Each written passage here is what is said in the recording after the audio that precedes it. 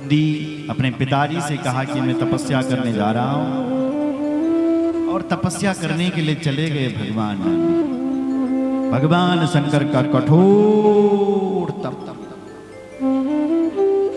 भगवान शिव जी प्रसन्न हो गए, वरदान देने के लिए आए। कहते हैं हे पुत्र वरदान मांगो। नंदी ने कहा हे भगवान शिव, मेरे पिता दुखी हैं क्योंकि मैं मरने वाला हूं, इसलिए आप ऐसा वरदान दे कि मैं मरूं नहीं। भगवान शंकर कहते हैं अमरो जरया त्यक्तो दुखी गणपति सदा अव्ययश्चाक्षयश्चेष्ट सपिता सुहृदः जना। हे पुत्र, तुम तो अजय हो, तुम तो अमर हो, तुम तो कभी नहीं मरने वाले। बोले आपने पहले मेरे पिता से भी यही कहा था। तो वरुण, मित्रा वरुण ने क्यों कहा है कि मैं मरने वाला हूं? क्यों कहा है? बोले मैंने ही वरुण को भेजा, क्योंकि हे बेटा मैंने तेरे से तपस्या जो करवानी थी, इसलिए मैंने ही मित्रा वरुण को वहां भेजा। और महाराज भगवान शिव जी ने अपने गले की माला निकाली और नंदीश्वर जी के गले में डाल दी। उसी समय नंदीश्वर की विशाल भुजाएं, 3 नेत्र, और वो साक्षात भगवान शिव जी के ही समान हो गए। बोलो नंदीश्वर भगवान की जय। वाह, हमारे ग्राम पंचायत होरी गांव से हमारे अनन्य भक्त और भगवान कालिंग नाग देवता के पलकेर भी हैं आप श्री चंद्र सिंह राणा जी, आप पहुंचे, आपके लिए जोरदार ताली। बोलो शंकर भगवान की जय। बहुत बहुत स्वागत।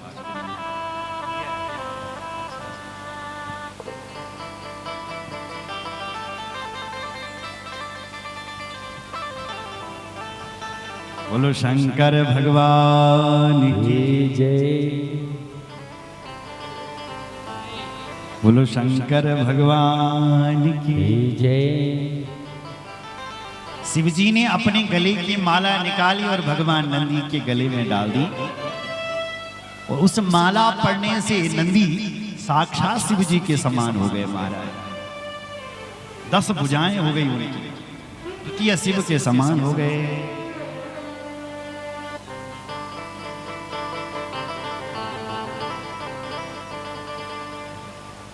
तयाहं मालया विप्रा सुवया कंठशक्तया त्रक्षोदश भुजांश्चाशं द्वितीया इव शंकर।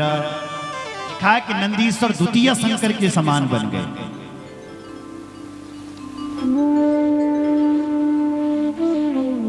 शिव जी अपना हाथ पर जल निकाल लगे। सुनो जरा, अपनी जटा से महादेव ने अपनी जटा से जल निकाला और वो जल अपने हाथों से नंदीश्वर पर जाकर के छिड़का।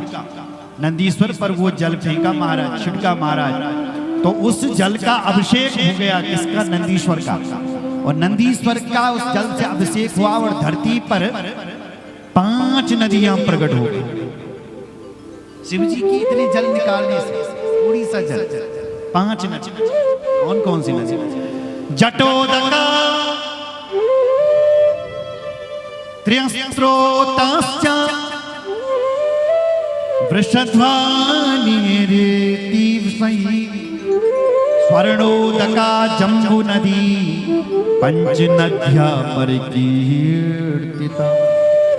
पहली नदी प्रकट हुई जटोदका, त्रिस्रोता, वृषध्वनि, स्वर्णोदका, ये नदियां प्रकट हो गई महाराज। जम्बू नदी, 5 नदियां धरती पर प्रकट हो गई। और भगवान शिव जी ने सिलाद मुनि से उस बालक को मांग करके अपने कैलाश में ले गए, और वहां पर भगवान शिव जी का नंदीश्वर यानी नंदीश्वर गणपत्य पद उनको दे दिया। और भगवान शंकर के साथ ही रहने लगे। मरुत की कन्या थी, मरुत कन्या, उस कन्या से नंदीश्वर का उन्होंने विवाह भी करवाया और तब से भगवान नंदी शिव जी के साथ ही रहते हैं। साधारण नंदी नहीं है महाराज, ये किसी भी रूप को धारण कर सकते हैं। धरती पर जो बैल है वो भी नंदी का ही रूप है, तो इस साधारण नंदी इनको नहीं समझना चाहिए। बोलो नंदीश्वर महाराज की जय, भक्त वत्सल भगवान की जय। कथाएं तो बहुत है साहब, समय बहुत कम है, अपनी गति से समय इतनी तेज चलता है। 4 बज गई, पता नहीं कब बज रही है 4। बोलो जय श्री राम। यहाँ बैठते ही समय का पता नहीं चलता है।